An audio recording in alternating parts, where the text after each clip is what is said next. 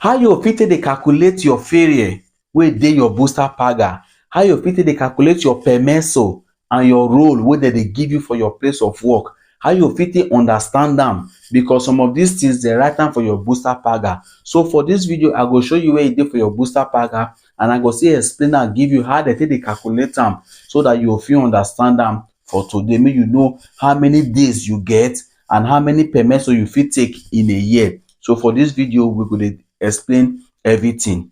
Now, as a worker wey dey work full-time worker na people wey dey do at least 40 hours in a week. So if you know say the hours wey you dey do in a week e dey reach 40 hours, na full-time job you dey do.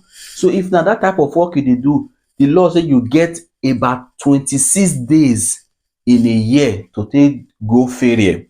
That is about 4 weeks. FERIE na make you take rest. If you know say make you take relax for house, the work go pay you. So if you wan travel, you fit travel for about 26 days in a year.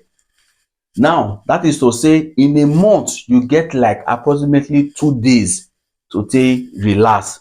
So that one no mean say every month you go dey stay house 2 days. No, if you work the whole full month, the 2 days wey government give you for that month, you fit add am join the other month. If the other month you no wan still use am, you still add am join the other month. Na so you go take accumulate for the whole full year. You go come be 26 days.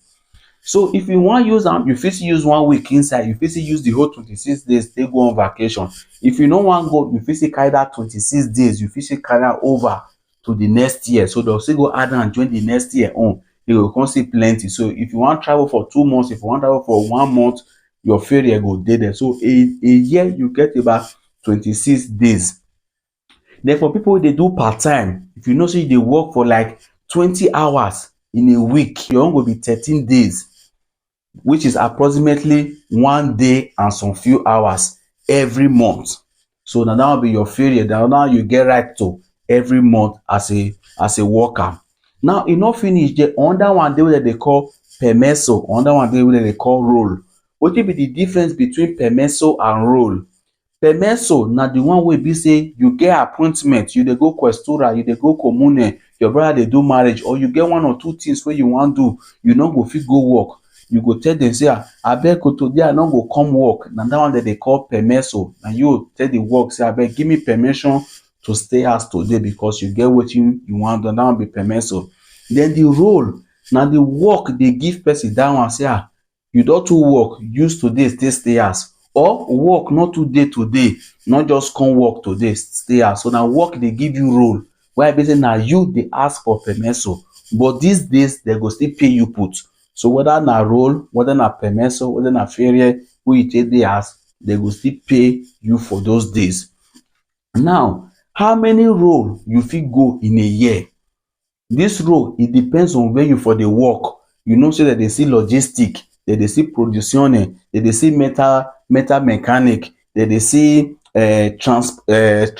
transport. So different type of work we dey. So you not just get fixed days wey you fit take stay house. So but na from 32 hours to about 104 hours na you fit take stay house, but it depends on where you for the work. Like for me, I dey work under logistic. So for logistic, we get about 40 hours. We get about 40 hours wey we fit take stay house from January to December. So that 40 hours is approximately about 5 days. That is to say, my company go fit tell me make I stay house up to about 5 times in a year. They fit tell me say stay house today, stay house another day, stay house another. They fit leave me for house about 5 days like that in a year. 40 hours. So when you for the work, I don't know, your own physical day different. Like, then the next one na PERMESSO. PERMESSO na still from about 32 hours to about 104 hours. Now that one still be. It depends on the type of company wey you for the work and wetin una dey do. Like me, we still dey work for logistic, and for my own company, my own PERMESSO in a year na about 32 hours. So I don't know how many go be for yourself, because based on the type of work wey you do, me dey work logistic. So that 32 hours is approximately to about 4 days for where me for the work. That is to say, I get right to tell them say I no come work today because say I get where I dey go for about 4 times like that in a year. So it depends on where you foresee the work. My own na 4 times in a year, 32 hours. So after we don explain this one, I don explain FERIE, I don explain ROL, I don explain PERMESSO. Now how e take dey for your booster paga? So as you dey watch me, so you check the screen. I put one booster paga just to take give you example. This one na my own personal booster paga. So you go see am, the booster paga get so many design. E get the way they take design am. So your own no fit dey where your own dey, no fit dey where my own dey. So if your own dey top, or it fit dey middle, or it fit dey bottom. So my own dey bottom. But make you just take get the idea, you can't know how you take look for am for your own booster paga. Now for this my own, you see where they write for the down, and see where they write anno precedente. So your own they fit write AP. Now still the same thing with anno precedente, where the FERIE dey. You see am say okay, where they write anno precedente, for this my own, it means say all the money all the hours where I get since where I take the work there come reach last year, which is that anno precedente. So now be this 224 hours. Now be wetin I don keep, where I don use still remain since where I take the work come reach last year. Now dey that first anno precedente. Then you come see and say the other one where they write maturata.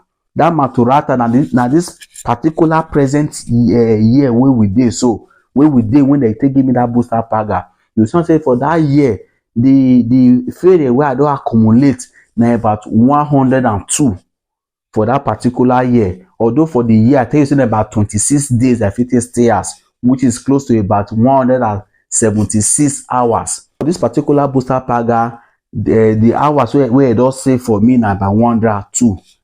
Then we check the godute. Godute na the hours where I don't use inside.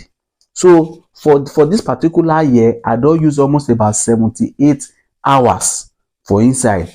So how many can remain? To know how many will remain, they could calculate the anno precedente, the one where they grant before. They can add and join the maturata, which is this present year. They go add them together. Then they'll come minus the one where I don't use, which is this godute. They'll come minus and now we'll come give you the residual. Now the residual now be the balance of FERIE where I get for grant now. So that one for the ROL of the FERIE.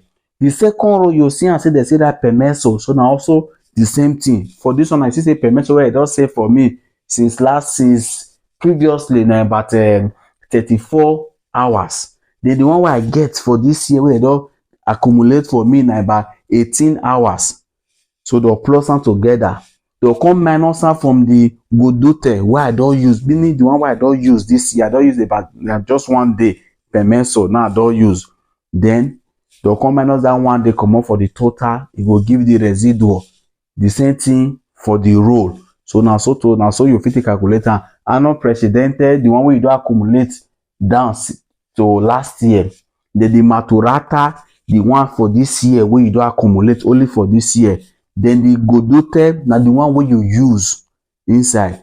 So to get the residual, you go add this year on to last year on. Then you come minus some from the godute. Now we can give you the residual. So now that residual now be the total amount will remain. So if person ask you say how many FERIE you get remain for grant, you just go this residual. Now be the total amount because you don't minus everything. The sum total now be that residual. So now so the booster paga be. So if anything they will not see understand, if it's important for the comment section, I will still take time to reply you. Thank you.